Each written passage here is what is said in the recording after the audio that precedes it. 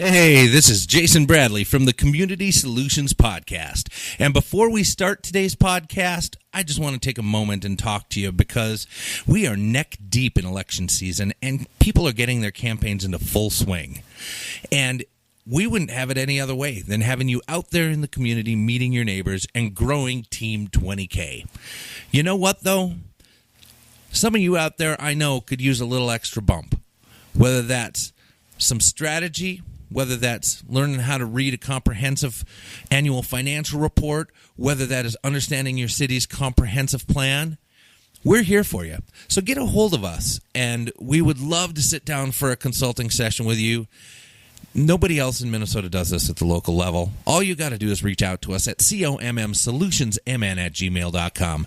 That is commsolutionsmn@gmail.com, and we will sure make your campaign competitive. All right, enough of my yapping, and back to the show.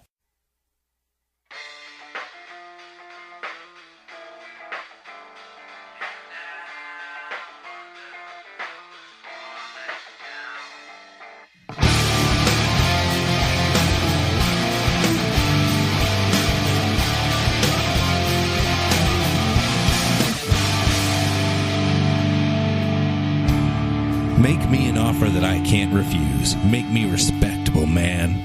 This is my last time in the unemployment line, so like it or not, I'll take those long nights, impossible odds, keeping my back to the wall. If it takes all that just to be what I am, well, I'm going to be a blue-collar man. This is the Community Solutions Podcast. Jason Bradley, Andrew Richter, coming back for another week of destruction. How you doing? I'm doing terrific. Couldn't be better. Good. I'm glad to hear that. Now, who the hell was that? Styx.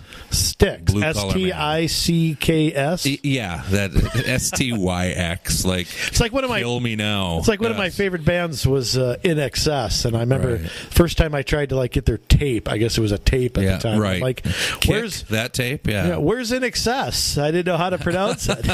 I just heard it on the radio. C-E-S-S. Yeah. Right, but it's not like I could Google it or something at the time. I'm like, said to the guy at the counter, "Where's In Excess?"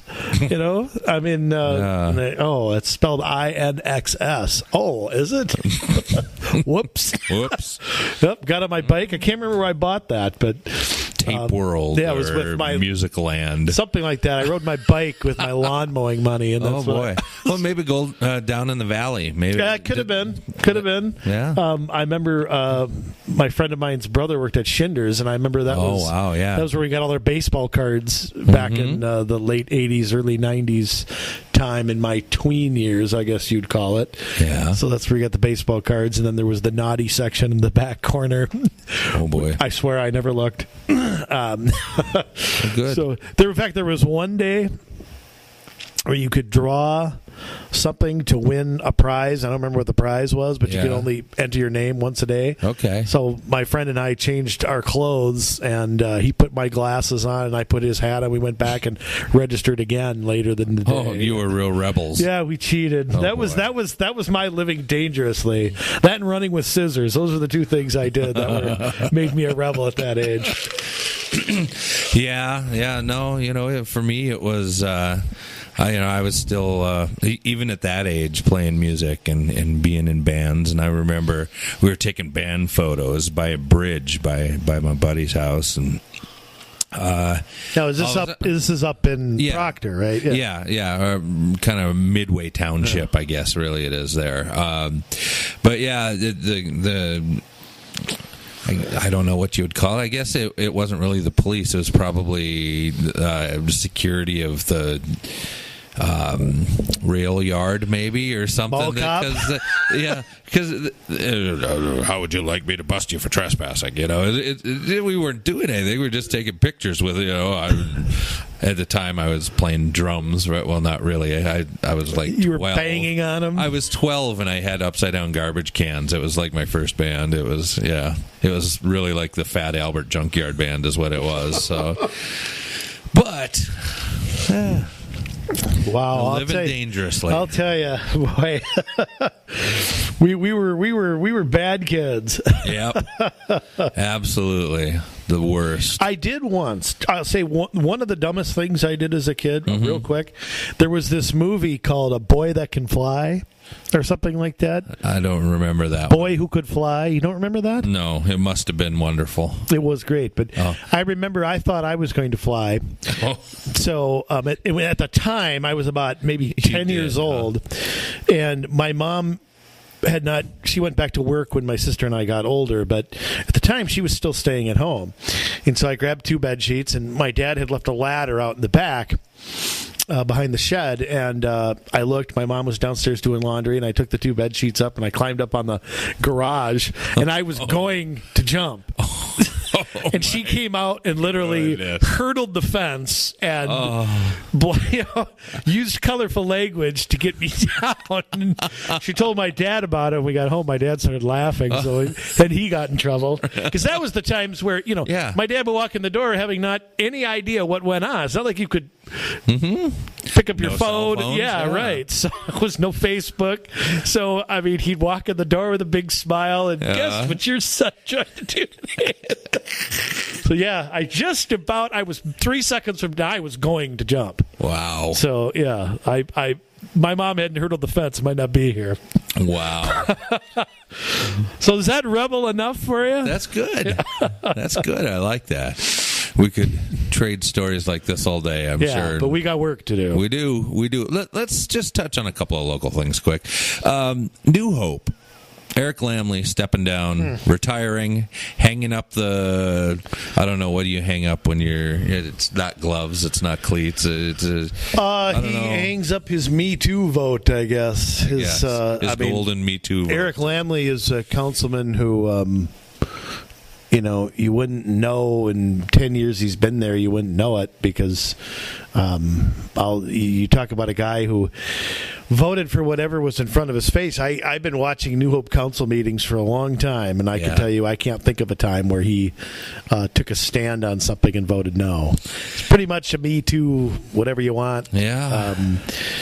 New Hope has him to thank for their high-density housing, for jacking up their taxes, paying for bonding for these new buildings. Yep, TIF districts. One down, at least 3 more to go as far as I'm concerned. But yes, there is an opportunity, and by August 17th, people need to have their names in for an appointment, I believe. And I don't know if they're going to go on.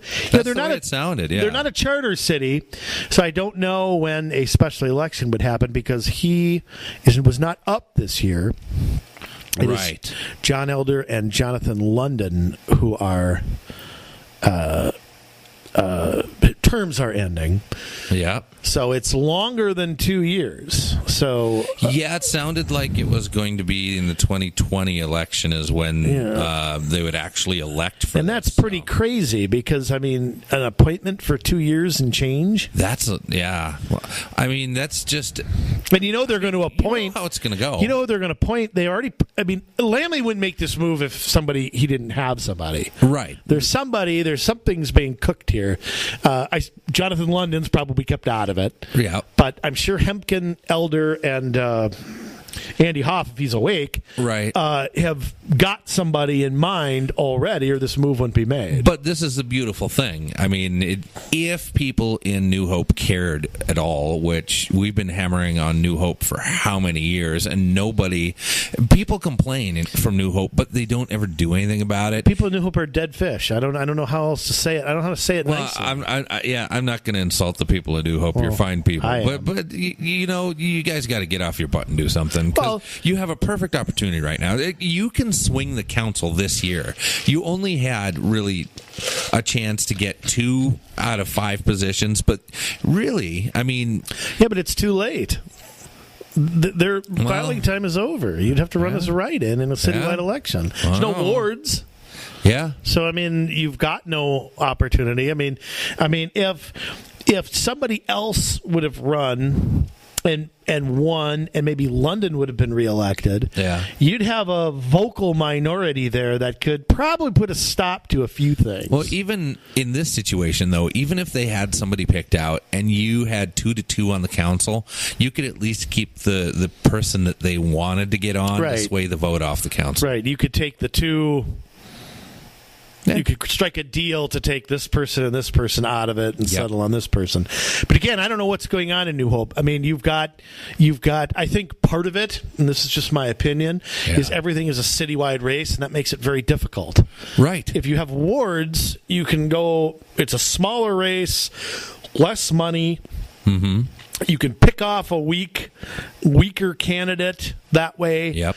I've said this before in Crystal. If they were all at large, I don't know if we'd have the council we do. Yeah. And it'd have been very, very different. I still think that we could have, with how we did things, that we possibly could have won. Possibly, but I think it was easier to go into a ward, run a smaller campaign. Oh, no doubt about that. Yeah, I mean, I think it was easier to sell it to the people running too.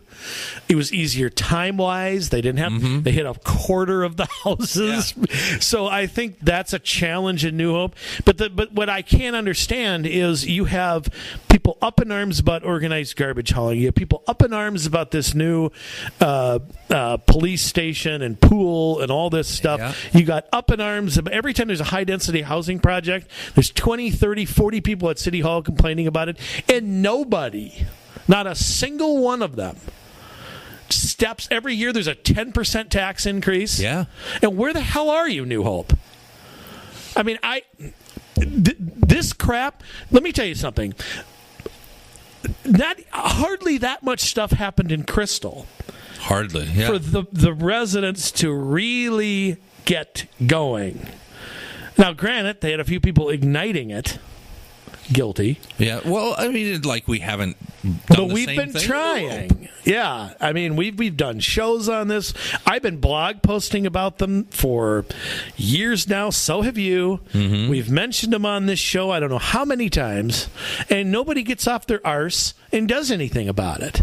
Yeah. I mean, it's pretty frustrating. So, I mean, quite frankly, New Hope, I'm throwing up my arms in the air. I mean, if you don't want to do anything there, you're going to get the council. If you want to bend over and grab your ankles, you can keep doing it for 2 years, 4 years, 6 years. I don't care anymore. I mean, I don't. You do. I do, but I don't. You do. Yeah. Don't tell me. You know what? We will unfortunately, it's in my nature. I can't stop, but I'm trying to encourage somebody to do something here. So, you know, it's. I don't know if everybody. Are you waiting for somebody to come on the door and drag you to City Hall? I mean, what has to happen for somebody to come out and? I mean, I'm telling you, the blueprint. I can just say it out loud. The blueprint to win a seat in New Hope, read our blog and listen to our podcast. We've given it to you. Mm-hmm. So, that's true. I mean, I'm just, my head's spinning about it. Yeah, and let me say this maybe in a less offensive way than I do.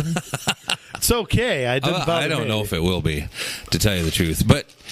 You know, just think about, like, when our country was getting going and they asked George Washington to be president. I mean, and say, let's just say George Washington, lived on Winnetka.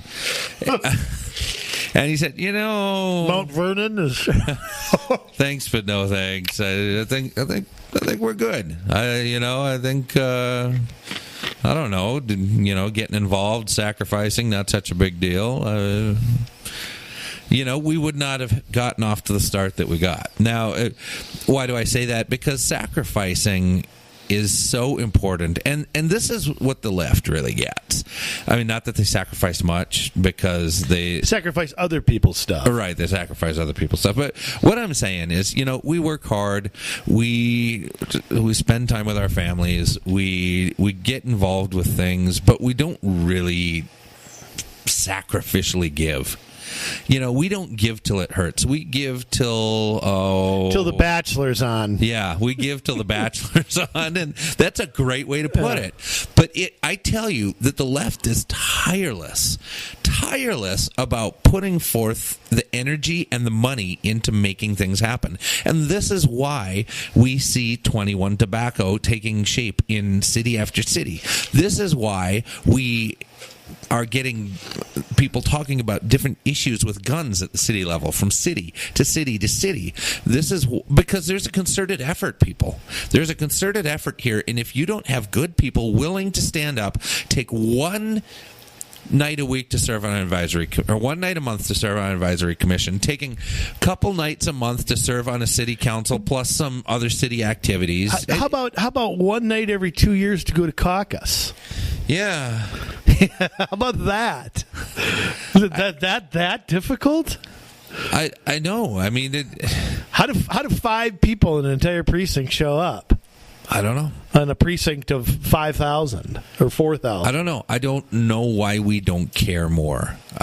This stuff affects us. We watch Fox News, or we watch CNN, or we yell at the TV. We yell at the TV. Sit we read Facebook. We yell at the computer.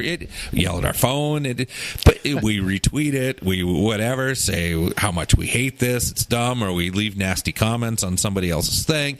But we refuse to actually put some skin in the game. Because let me tell you this: replying to a tweet, or replying to a Facebook post, or replying to an Instagram post is not skin in the game. That is not being involved. That is just it's arguing with people, and it doesn't accomplish anything. You know who accomplishes things? The people that actually write policy, the people that vote on policy to make it law. Those are the people that accomplish things. And if you don't have your butt in one of those seats, then you're really not accomplishing anything. Or if you're out teaching people like we do how to do it. I'll add something too. You mentioned George Washington. Okay, yeah. Here's a guy, wealthy guy, he inherited some from his older brother and a few other people, but he was not a millionaire he was a member of the upper class. Right. Things were set up differently then, but here's a guy that became the head of the army, 1775, all the way till March of 1797 when his presidency ended. He never took a penny in payment. Yeah.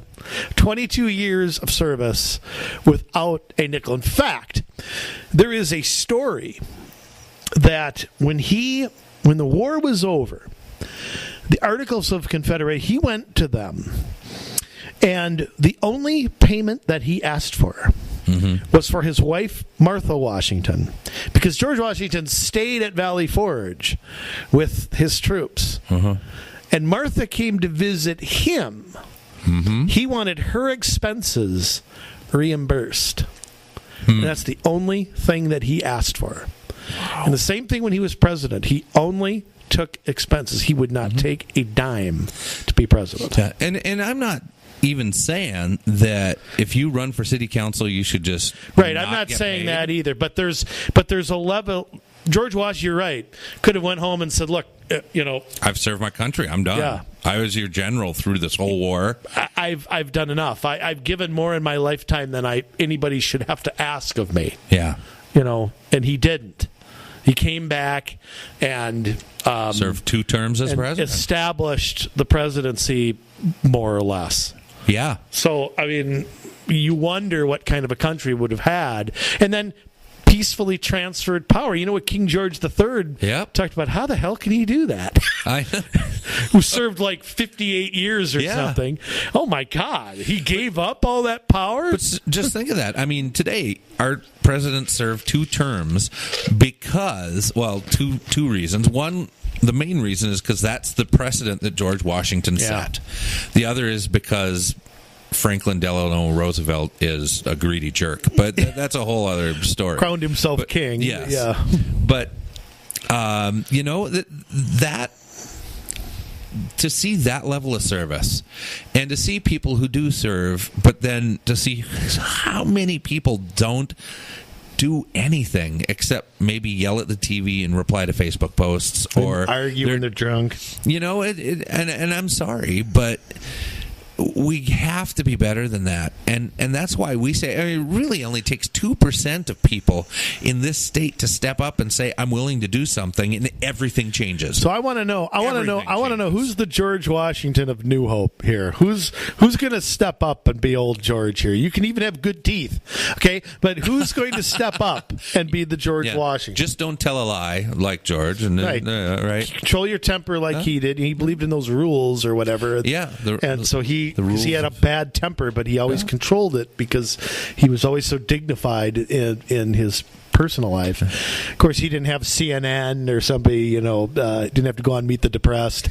or any of those things. But, who's going to, I can't believe in a city of 20-some thousand or whatever New Hope is, 22, I don't know what it is. Yeah, that's about the same as Crystal. That, you can't find that one person doesn't go, you know what, I've had it with what they're doing.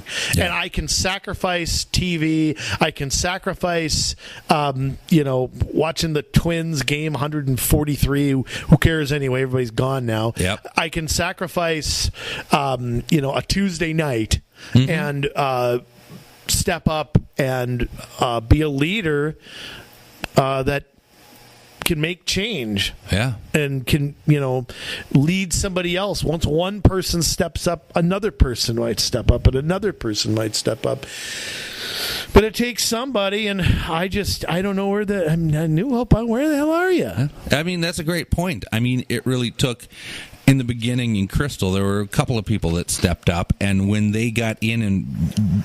They weren't winning, but in essence they were, because they were standing up for what they believed in, and they were starting to cause some waves. And even though they weren't winning the bigger battles, they were winning the smaller battles, and people saw that.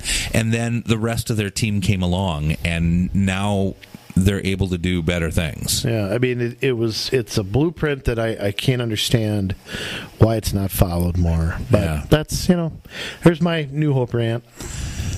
That is a good rant. Eric Lammle, we're going to miss you. Oh, well, even though you wouldn't realize he was there if you watched the council meeting, but we'll still miss you anyway. Yep. Good luck. Good luck with all that. Good luck moving to Minneapolis.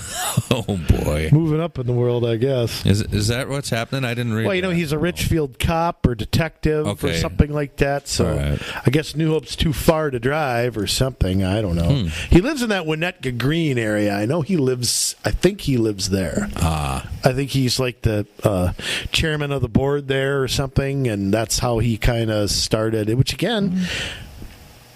Give it to him. He served. He volunteered. He took a base that he had, and I can disagree with him 100% of the time, and still say, "Look, I mean, there's a blueprint for service." Yep. So, get involved. Or maybe not 100%, but close. Yeah. Well, did you ever cast a dissenting vote? Can you just cast one dissenting vote? I mean, I'll give it to Dan Stauner, who used to be on the council, who Jonathan London replaced, because London has no problem voting the way he wants to. Yeah. He's a little unpredictable and a little wacky, and I can't, like I said before, I can't put my finger on if he looks more like Poindexter from Revenge of the Nerds, or more like Ron Howard, or I can't quite put my finger on. It looks like one of them. No offense. I'm just saying, it's just something. They're both very successful. They are. I have to admit. The guy Poindexter, he went on to some TV show later. 30-something, I want to say. Okay. But, I mean, say what you want. He's not afraid to cast a dissenting vote. And, I think people who go with the flow are the people who are the antithesis. I would rather have somebody I disagree with all the time than somebody who just goes with the majority. Antonin Scalia once said, "What's a moderate judge?" And he said, "It's a judge who finds the majority and sides with that."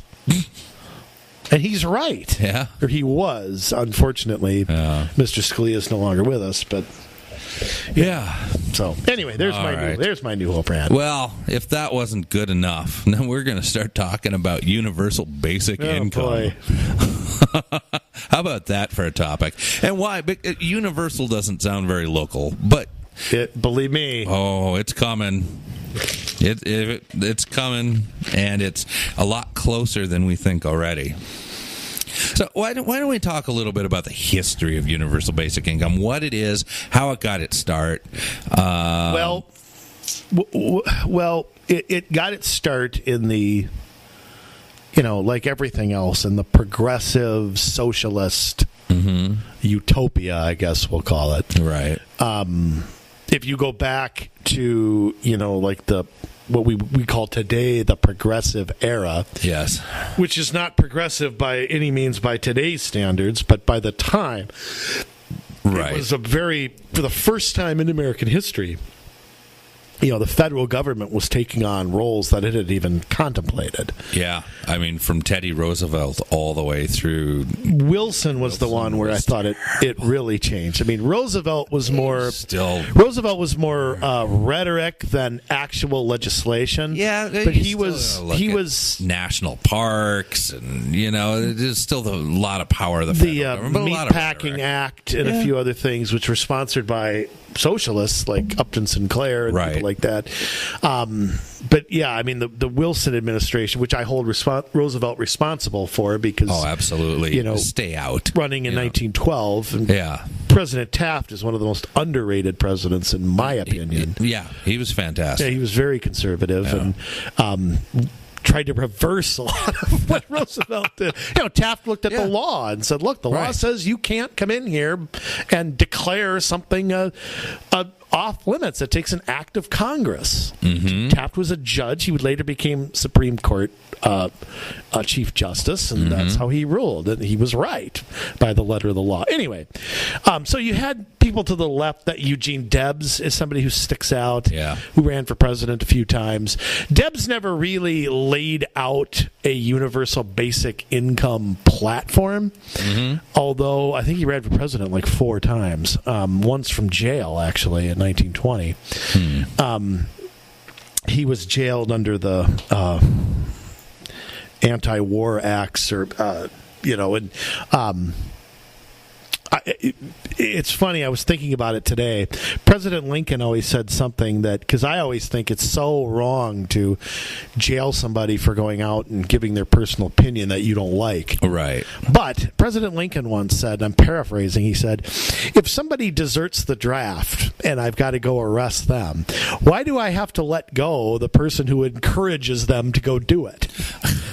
It's kind of like, the person who speaks out against the war calls on, and all of a sudden they're free, but the soldier who deserts, we have to go hang by a tree. It's kind of unfair. But anyhow, but the first time this was actually proposed in legislation in the United States Congress in the 1930s, sponsored by a man named Huey Long from Louisiana. Mr. Long proposed, who was, I don't know how I describe Huey Long. Definitely on the left, but he actually denounced socialism several times. And there's a famous debate he had with Norman Thomas, who was Bernie Sanders of his day, if you want to call it that. Right. But they had a radio debate in 1934 where Long had this program called Share Our Wealth or Spread Our Wealth. And he actually proposed this in 1934 when he was in the Senate. Let me look up the details of it, but I thought I had it here on this page. He originally supported the New Deal, like a lot of people on the left. And then this became kind of thinking it didn't go far enough. People like Father Charles Coughlin, who was a radio guy at the time, at a time where radio was the number one way. That was like the technology of the day. That'd be like the internet of the 1930s. But Long's plan of Share Our Wealth would cap income. He also called for a large progressive income tax. Actually, not as progressive as we have it today, strangely. And a universal basic income, I believe, of $400 a month, which was a lot of money back then. That doesn't sound like much, but that's probably like giving, I don't know, $3,000 or $4,000 to somebody today, I would just be guessing. Yeah. So that was kind of his, he when he was the governor of Louisiana, I'm sorry, $400 a year.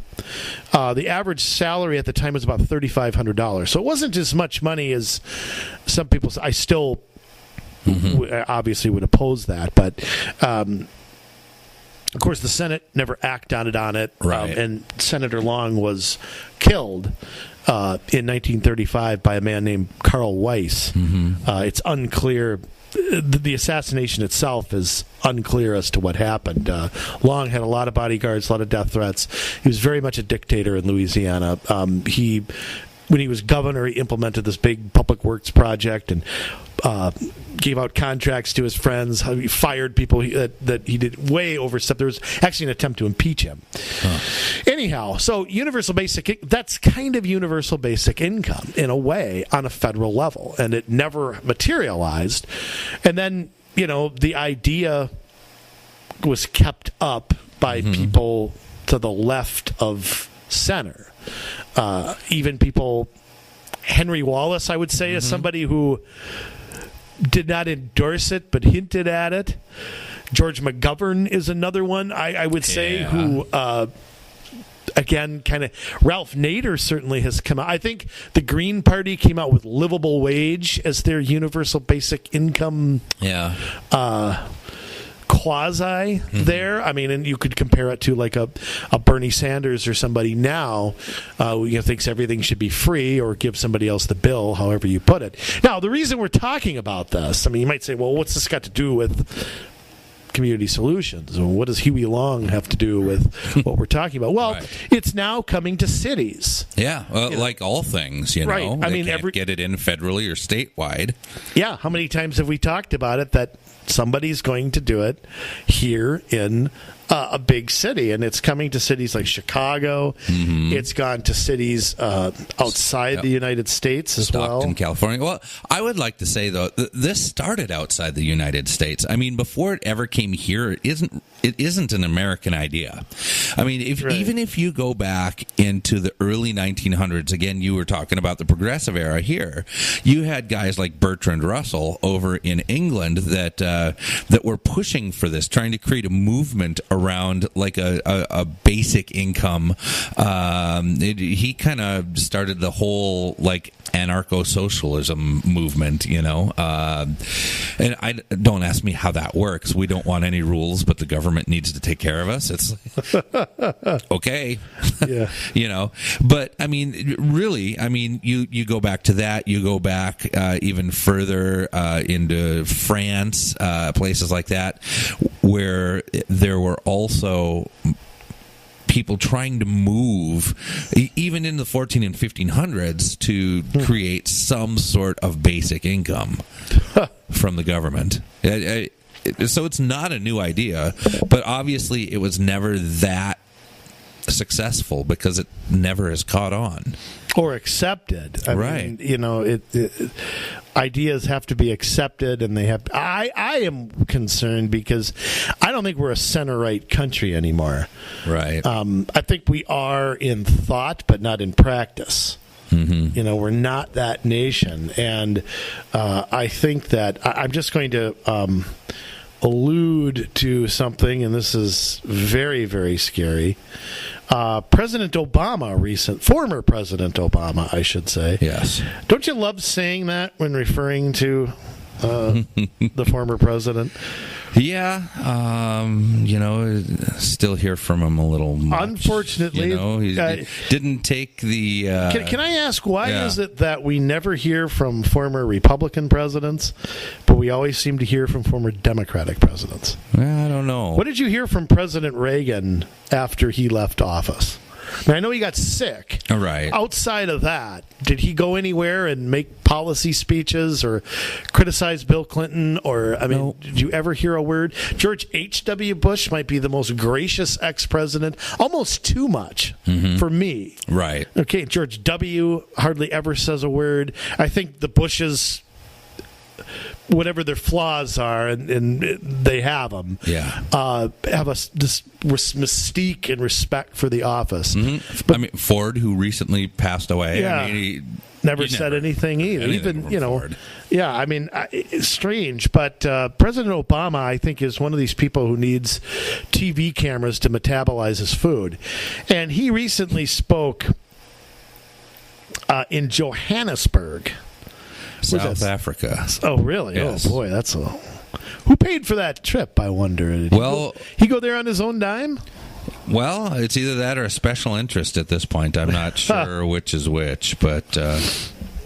the former president appeared to endorse uniform basic income. Now, it's typical Obama Clintonian language where you don't you sort of say something and then you have to analyze what he really meant. Right. But he said, it's not just money that a job provides. It provides dignity and structure and a sense of place and a sense of purpose.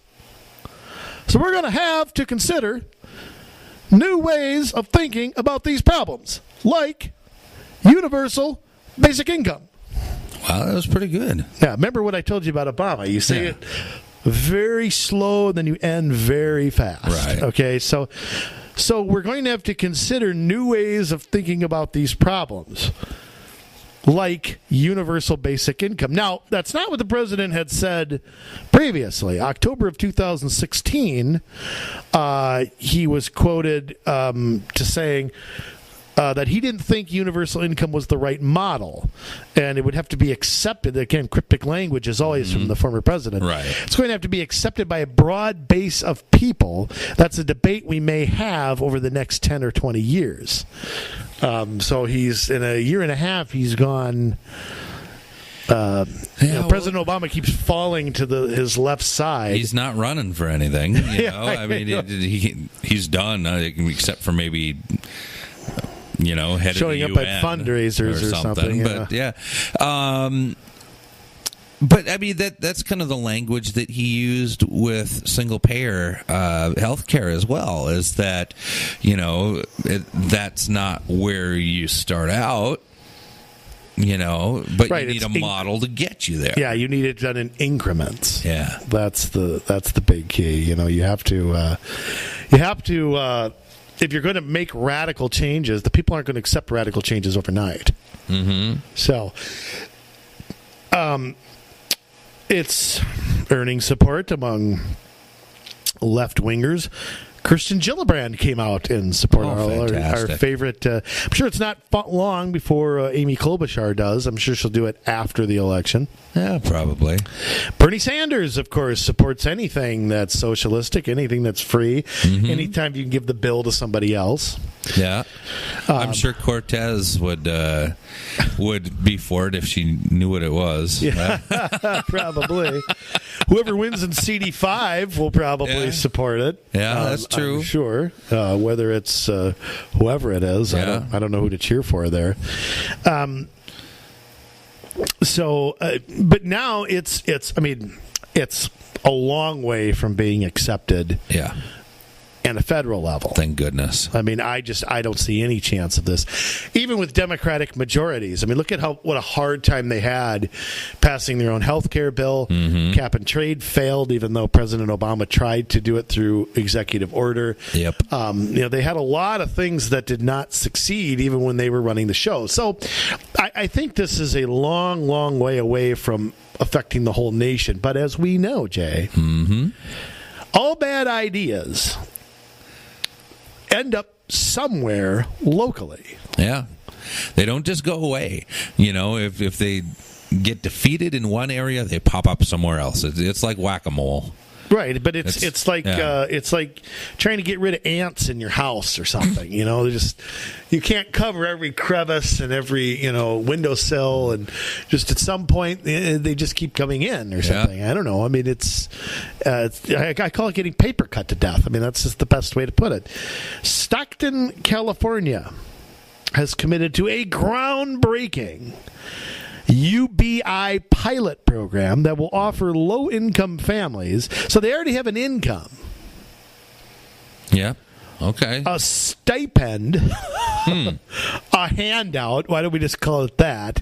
That's a better word for it. Of $500 a month. $500 a month. Right. That's the new... Now, there is one article I read where it said that the program's purpose is to eventually ensure that no one in Stockton, with a population of 300,000, lives in poverty. So with $500 a month, nobody in Stockton is going to live in poverty. And it's funny, like we've talked about California, the biggest boil oil on the buttocks of the world. I mean, here again, this state should be a liberal utopia. You're taxing the rich. Mm-hmm. You've got every environmental law. You've got every protection that a gay or a transgender could possibly want. There shouldn't be any poor people then. Their homeless population is out of control. Right, but again, if the left is to be believed that their solutions will foster utopia, how does one explain California?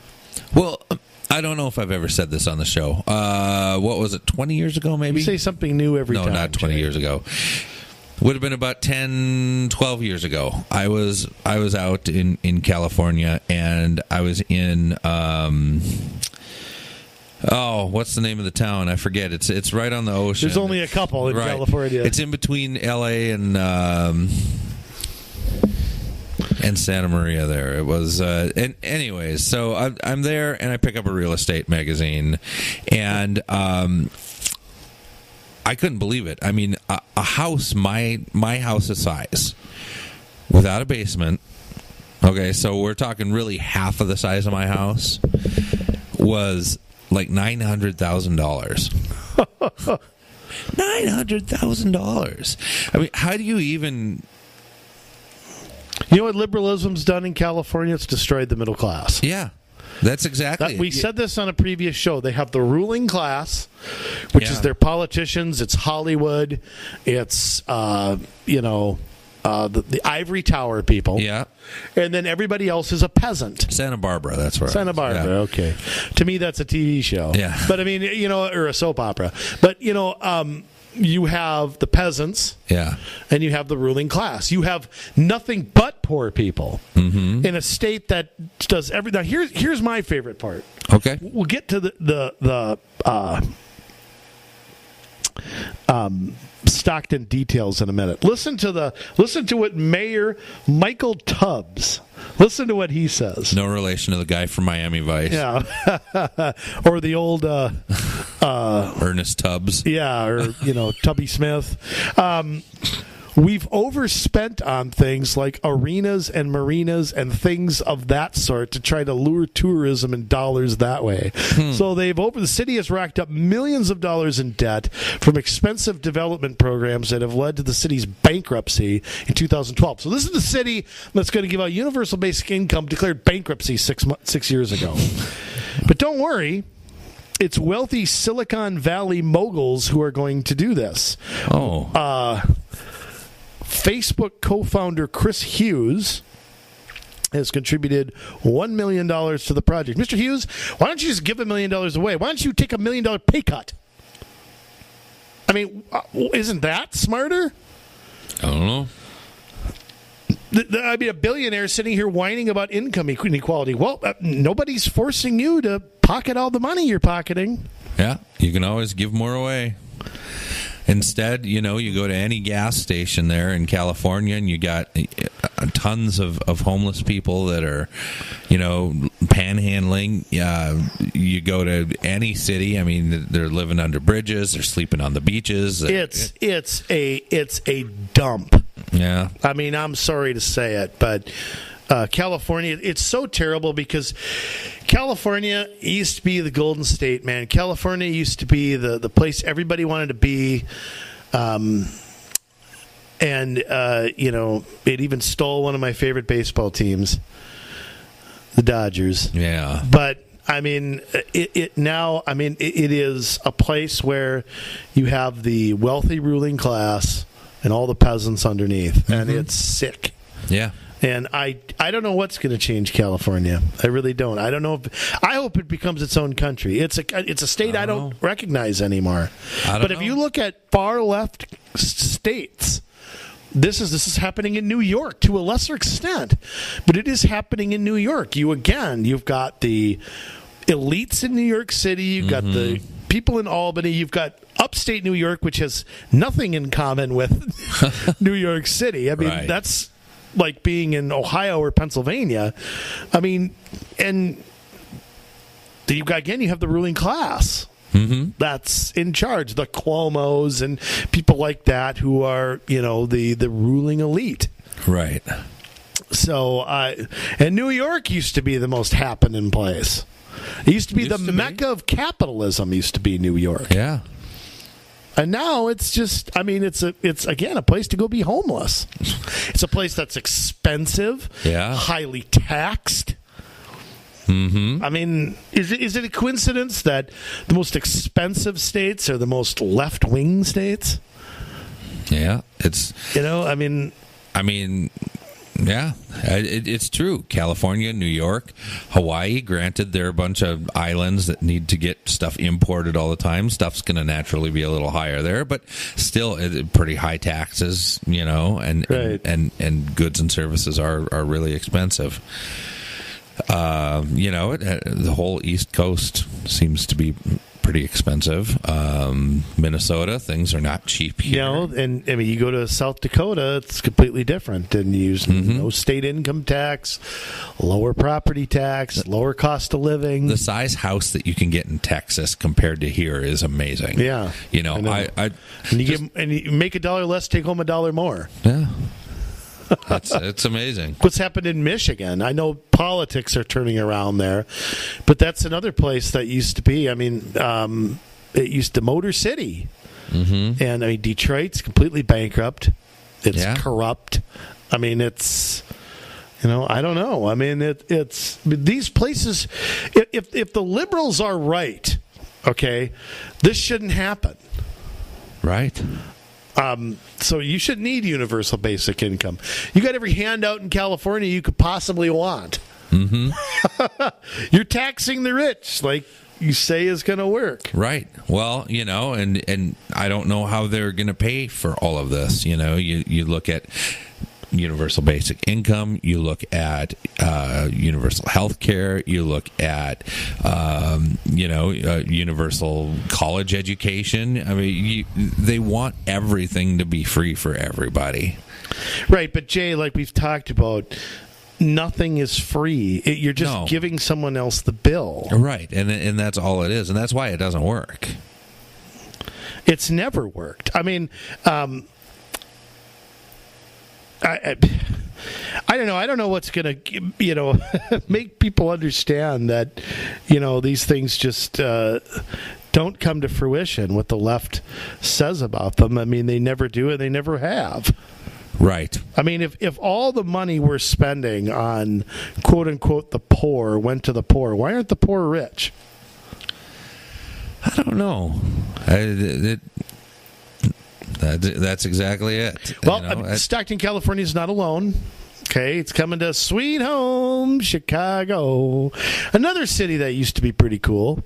Yeah, it's still a cool place to go. My wife and I were there. I can't say I hated it or anything, but I don't know. I think my most poignant memory of Chicago, well, I've got a couple, but one of them, I think the first time that I went to Chicago as a kid, and we parked downtown because we were going to go up in the Sears Tower, and we get in the parking garage, get out, and some guy tries to sell us a watch.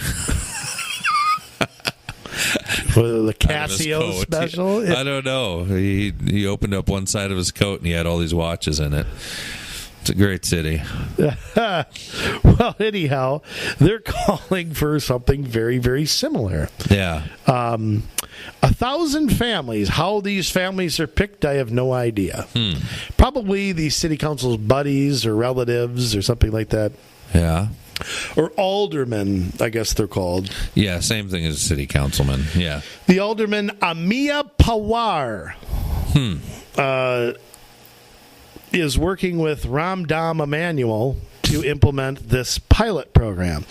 According to Mr. Pawar, nearly 70% of Americans don't have $1,000 in the bank. You think that's true? I don't know. That many? That 70%? That maybe he's including people that don't use banks because they have all mutual funds and. Well, maybe they're drinking it away or living beyond their means, or there are a lot of reasons why people aren't saving money. There's no incentive to save. Yeah, it's not part just of it. That they don't have money to save. There's certainly those that don't have money to save, and it's not 70% though. I don't even know if 40% is. But, I mean, especially now in the kind of economy that we're in, to say that you don't at least have enough to, if you're careful and you're frugal to pay your bills, how you spend anything extra. I mean, that's the thing, though. A lot of these people, they got to have the Netflix, they got to have the what we need the is Starbucks, change. they got to have the tanning appointments, they got $50 shampoo, the $50 underwear. I know $50 shampoo for your dog as well. But I know a lot of people who claim to be poor, right? But their electricity is on. They got video games. They got a laptop. They got a cell phone. It's kind of like, well, wait a minute, you're not that bad off. Go try living in Mali or Mauritania in Northwest Africa for a couple of months and see how you do. Yeah, drink the water over there for a week and we'll see. Again, Africa, another place, a socialist heaven that how much money, wealth, that's the entire continent's a welfare state. Everybody should be rich over there. Well, I mean, that's not true. I mean, they have an entrepreneurial spirit. But they don't have the there's so means much to corruption implement in government. Right, but why is the money going to those governments? Why don't we say no? We are not going to fund country Libya's. When Gaddafi was there, Western powers were propping him up. Well, and that's definitely an issue, but then you have countries like Equatorial Guinea where they have rich oil supplies and the government just keeps all of it. You don't have countries like Shell or Exxon that participate in that, and then, through being in business, their people, that work for them make money. And, in Equatorial Guinea, I mean, all the profits just stay with the government. Right. What they need is capitalism. What they need is freedom. Right. They don't need handouts. They've got the economy there if the people are free to do it. Now, Pawar, this is where I get even more confused. Pawar cited automation with companies such as Amazon, Tesla, and other car manufacturers in investing in technology as having the potential to disrupt millions of jobs. That in turn would lead to political destabilization. Really?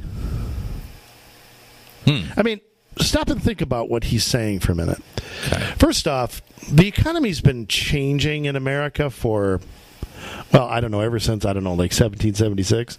Yeah. We've gone from an agrarian nation to an industrial nation to a service nation. Right. That has happened. I mean, Mr. Pawar, if you think that that's a problem, why don't you take the companies that are leaving and stop raising their taxes? Why don't you stop raising the minimum wage? Why don't you stop putting costs of health care on their backs? I mean, if you think that automation is happening for two reasons. One is technology, and the other reason is cost. Yes.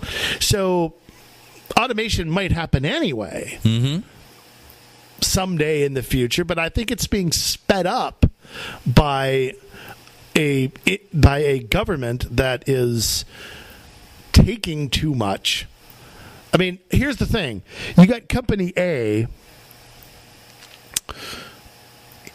Say I'm McDonald's, and I own a Now, McDonald's is a franchise. Yes. Okay, it's not a major corporation with one guy pocketing all the money. It's a public franchise where you purchase a franchising license or whatever it's called. I don't know what it's called. Yeah. So the guy or gal who owns an individual McDonald's, okay, you raise the minimum wage on them. That can be hundreds of thousands of dollars. And if that person's not a gazillionaire, what are they going to do? Are they going to eat it? No. They're going to raise the cost of their burgers. Or cut overtime or get rid of a person or put in an automated ordering machine. All of that, yeah. Probably some combination. No, automated order machines may be here in the future anyway. Well, they're already happening. They're happening, but I don't think they're cheap to implement, and I think that it's going to be a slow absolutely. thing. But you keep jacking up the costs on them, and automation is going to come. In fact, it almost forces industries to change. Right. Rather than letting it happen through a capitalistic time. So, Amazon exists because the internet exists. Yeah. What are you going to do? Shut them down? Shut the internet down. I'm taking it over. Yeah, I mean, hey, with net neutrality and things, don't be. This is what really makes me angry, though, is that they compare this to Alaska. Right. Now, in Alaska, they have. They share some of their oil money. Right, but it's not a universal basic income. No. I mean, that's not what it is. It's basically like a tax rebate, if you will. Right. It's called the Alaska Permanent Fund, and it is tied to oil revenues and things like that. So it's not a guaranteed every year you get some sort of thing. It's more of I would call it a rebate than I would call it universal basic income. Right. So I think that is an unfair thing. Now, like you mentioned, countries overseas have tried this. Finland actually has put an end to it. Worked real well. Yeah, it didn't work too well. But my whole thing, and the whole reason that I think that this is worrisome to me is, once again, look to see it in a town near you. I mean, and that's the thing; it does spread, and we talk about how things spread from city to city, and it starts out with some of these bigger. I don't know what you want to call them, but the people who are willing to stick their neck out for progressivism, it starts there, and then it bleeds out to the other places. It's like we weren't having city-level discussions about gun stuff, gun control in Minnesota, but all of a sudden Eden Prairie started to talk about it. Now Golden Valley's talking about it. Now it's just going to spread. It's like Tobacco 21. It got in Edina, then it was in St. Louis Park. Now it's in 11 cities that we know of. Same thing is going to happen here, to the degree that people are willing to accept this. Where it starts out, with Stockton, California, or maybe it started in Oakland, but Oakland and Stockton aren't that far from each other. In Oakland, they are giving out $1,500 a month to randomly selected residents. I don't know how they do that. If it's a lottery, if it's if it's random, everybody's income is different. Right. You might have a millionaire getting $1,500 a month from the government. For a millionaire, I wouldn't want to live in Oakland, but that's true. You could be upper middle class. You could be, could be. I don't know. I mean. Pick every neighborhood has. I don't know. Did Howie Long live in Oakland when he was playing? I'm not sure. Maybe he lived over in San Francisco. Yeah, I'd really like to see all these rich people in California. What do you want to bet they got? A bank account somewhere else. They've got money, and they followed O.J. Simpson's lead and put all their stuff in Florida so nobody could touch them. I mean, it's funny listening to these people talk about what they should have, shouldn't have, and then they've got, like the Kennedys, they've got money hiding somewhere else. It's funny though, because they're talking about this thing in Oakland, and they make it sound great, because it's given $1,500 a month to randomly selected residents. Well, how many? It's expected that the money will soon be distributed to 100 recipients. So it's not at 100 yet. So you have just a handful of people that get this. And then with the prospect of expanding the program to 1,000 people who will receive $1,000 monthly. So right now you're giving less than 100 people in a city of how many 100,000 is Oakland? I don't know. It's up there. You have less than 100 people that are getting this little bump because they're selected randomly. And Oakland is just nuts to begin with. When you think about the sanctuary city battles they had, the mayor that is part of the global covenant of mayors, with all of the climate stuff that she is trying to put together. 390,724 is the last known population of Oakland. So enjoy that, you fewer than 100 people that are getting a little random bump. Yeah, and I wonder if they're all going to be citizens or not. Probably not. I don't know. Was that one of the cities that let illegals vote? I'm sure they are. Yeah. Okay. Ontario has just ended one.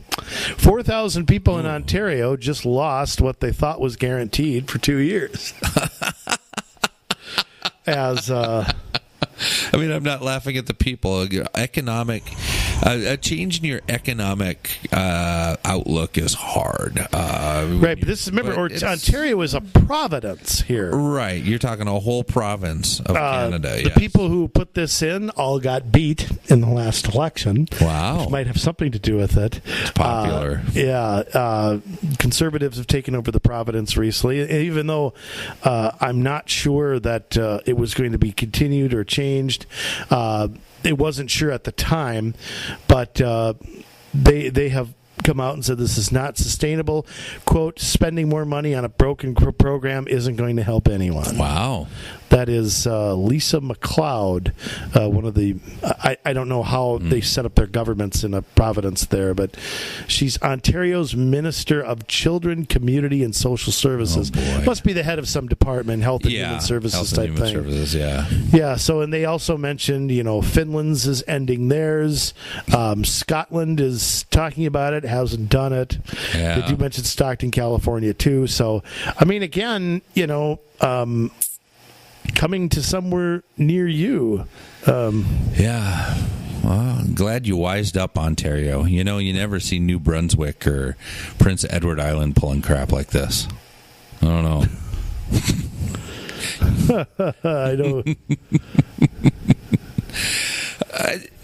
This just amazes me. Really, the heart of the matter of universal basic income is that you have a group of people that think that you are not doing enough to support the people that aren't doing enough.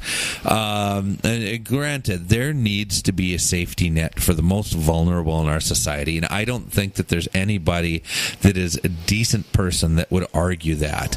However, there are a number of people that abuse the system, and I'm not just talking about the recipients. I am also talking about the people that grant this and are willing to steal from the people that are making the money. Well, and how about, all these bureaucrats? So much of the money, goes into hiring people. It's almost like a program becomes a jobs fair. It's just kind of like, look, the purpose of having pick your government, the DNR, okay, that's not a welfare program, but the purpose of having that is to not employ X amount of people. The purpose is to protect certain natural resources and do it at a constitutional basis, and protect wildlife and things like that. It isn't there so X amount of people can work. No. And a school, why the government exists. A school doesn't exist so X amount of teachers can have a job, or X amount of custodians or bus drivers. Right. So I think that's gone off the rails too. People say do it for the children, do it for the... Well, how much of them... What's going to the children? Yeah. So... it's all so much of these things. You look at a county health and human services department. How much of the money spent on those departments is going to individuals who need it, or who supposedly need it, or meet the criteria to need it, whatever. I bet for $1 million spent on something, I bet 10, 20, 30% maybe. The rest of it is eaten up by employees and benefits and this and that and paper clips and toilet paper and electricity. And granted, there's always expenses to running anything. That's why the total cost of something is almost impossible to calculate. The government's never right. And universal basic income, this is the thing, Jay. It's going to start at this. And then it'll become this and this and this. We're going to put in an income tax. Always got to adjust it for inflation. Yeah, we're going to put in an income tax, but don't worry, we're only going to tax this guy. Right. And pretty soon we're taxing this guy and this guy and this guy. Then this guy's paying way more, and then pretty soon... These people aren't paying enough. Yeah, and then somebody's not paying anything. Well, I know socialists...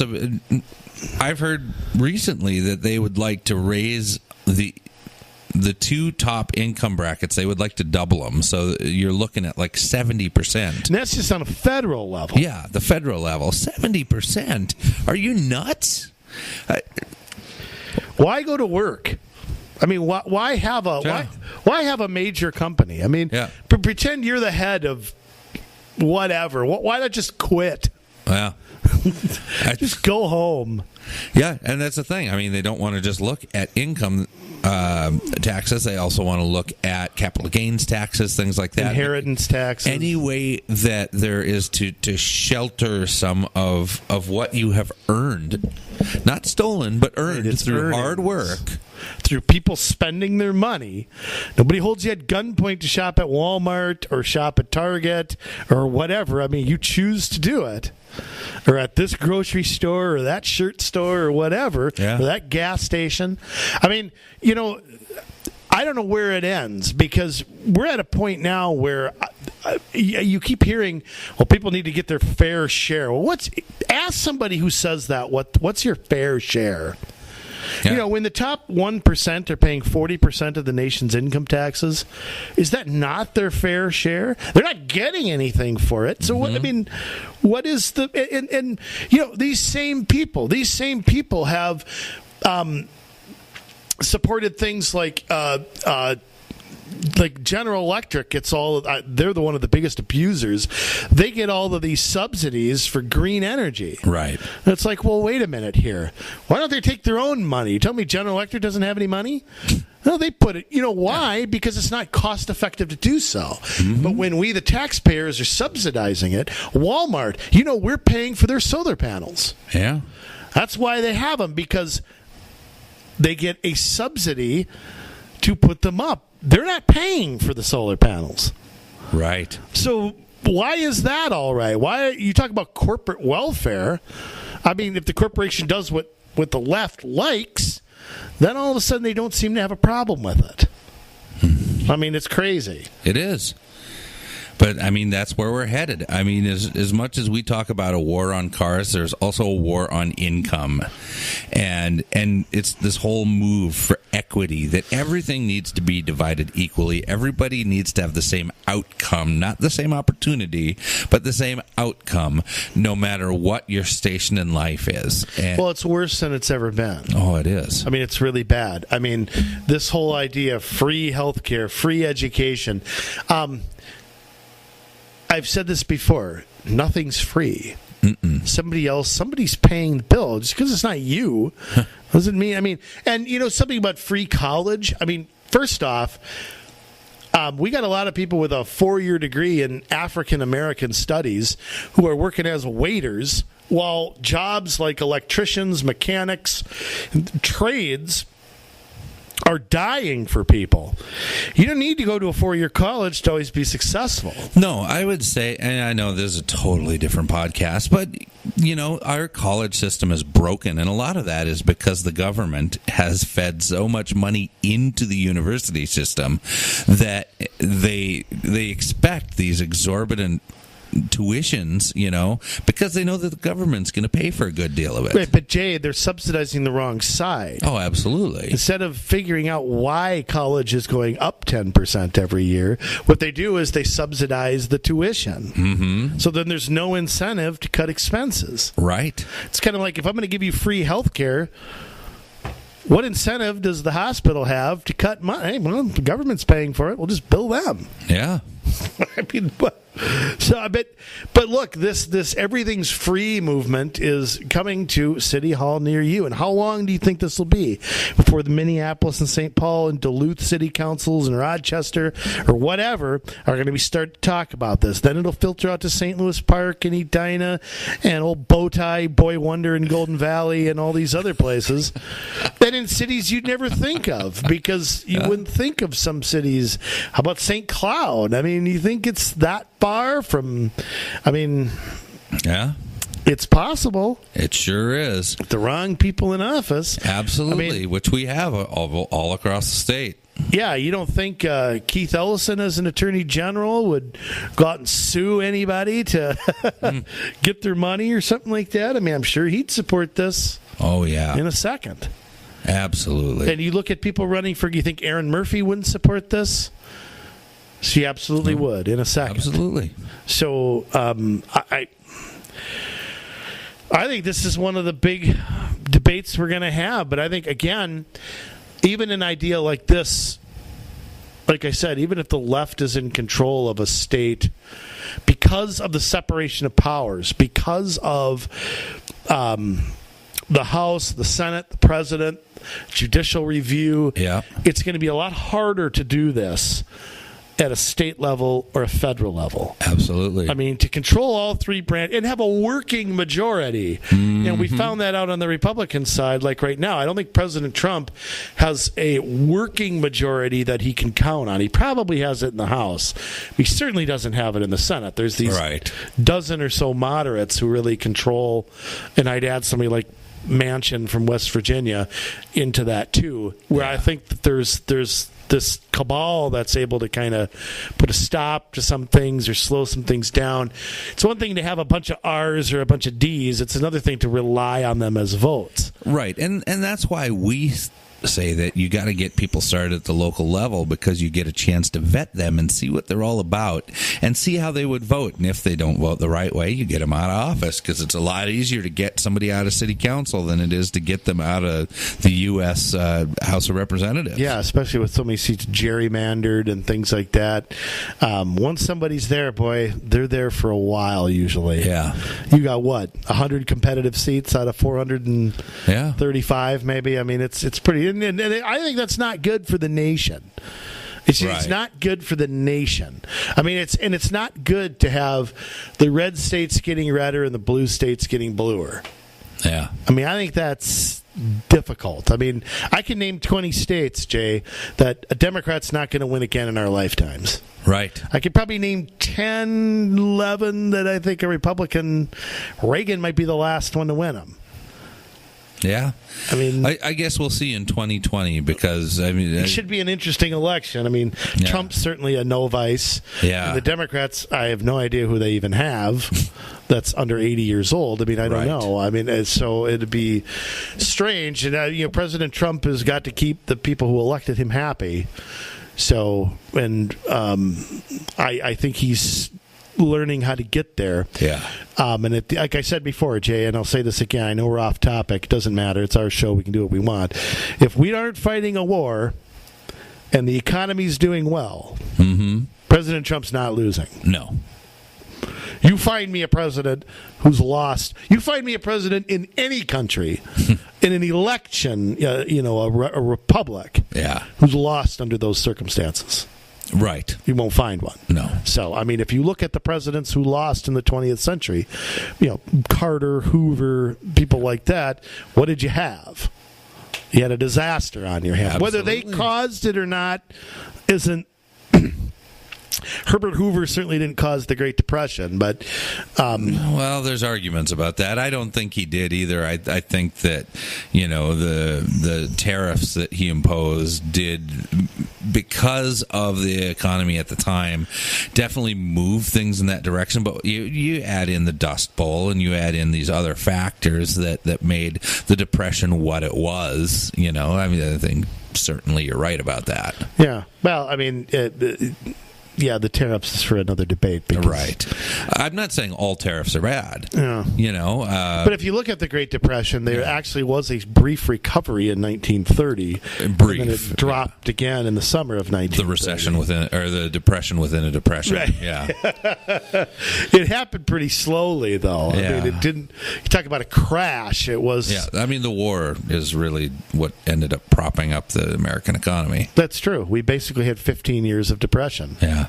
Or 10 or 11 or whatever 1929 to 1941. Yeah. Mm-hmm. Anyway, universal basic income. Back to that. Yeah. Look for it in a big city near you. Yeah. Or I mean, a medium-sized city or a crazy city like St. Louis Park. I mean, what's to stop them from saying, hey, let's try a pilot program? Nothing. Yeah, I mean... You have people willing to be on the front lines for progressive causes. I mean, doesn't matter what size your city is. They're looking to be seen as heroes. They're looking to lead the charge of equality, and that's enough for some of them. And you're going to see that. You're going to see the fights against guns. You're going to see the fight against, $15 minimum wages, or not against them, but for them. You're going to see the fight for universal basic income. You're going to see all of the stuff that we talk about every week on the show. And that's why it is important. No, it is vital for you to get up, as Andrew says, off of that couch with a spring sticking out of it, and you got to get your money where your mouth is. You got to get in the game. You can't. Yeah, that rented sofa. Yes. You can't sit back, Right now, I mean, yesterday, 2 days ago, as of the recording of this podcast, the time to register your affidavit of candidacy for local elections here in Minnesota is upon us. For those of you that do not have a primary, a lot of school boards, definitely a good share of cities. Hey, the time is now. The time is now. If you've been thinking about it and you're not sure what to do, just do it. Just file. It's cheap. You decide maybe to hold off for a couple of years. Get some experience. Whatever. Join a commission. Join your VFW. Yeah. Join the Lions Club. Join the Legion. Go to your Rotary Club. Whatever. There's if you're a staunch supporter of a party, join the BPOU. Get on your executive committee. Become a delegate to something. Attend caucus. You will meet good, like-minded folks that will encourage you to do more. Just don't sit there and complain at the TV or at your computer. You can only pick your nose so long before it starts bleeding and things like that. Oh, my goodness. Not that I know. Okay. All right. It's what I'm told. So, we want to hear about it. If you're doing this, if you're thinking about doing this kind of stuff, we'd love to help you. We've been going around the state doing some candidate training sessions. We can come to your area and do a candidate training session if that's something that you're interested in. We've been teaching classes on this for 4 years now, and I think we got a good system down. People really appreciate the information we give. And speaking of information, we are here every week giving it to you. We give it to you on our blog, and we give it to you on our podcast. Just take 2 seconds and just click the rating, because that's what's going to get this information in front of other people. It's a concerted effort. There's just the little things that we do for each other to help push the message along, to make sure that everybody has a chance to hear this, because this stuff isn't in the news. But you can make it news by pushing things to the forefront. So it's all up to you. We can come on here and we say our piece, and we're done. And after that, all we can do is say, we love you, Minnesota. Now it's your turn to get to work.